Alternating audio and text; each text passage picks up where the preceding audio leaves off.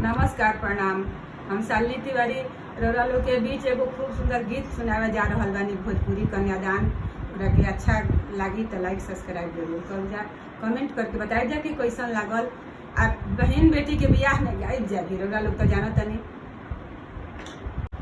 अरे कोई को चमकेला सोना के सिंहरावा, कोई को चमके लीला रहो। अरे आंगना में बैठेली बेटी हो, कवन बेटी बैठेली पापा जी के जांग हो, बैठेली चाचा जी के जांग हो।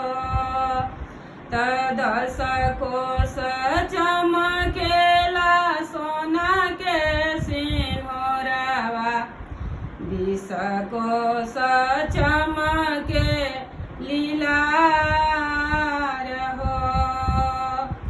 आंगना में बैठेली बेटी हो, दुलरैतिन बेटी बैठेली पापा जी के जांग हो, बैठे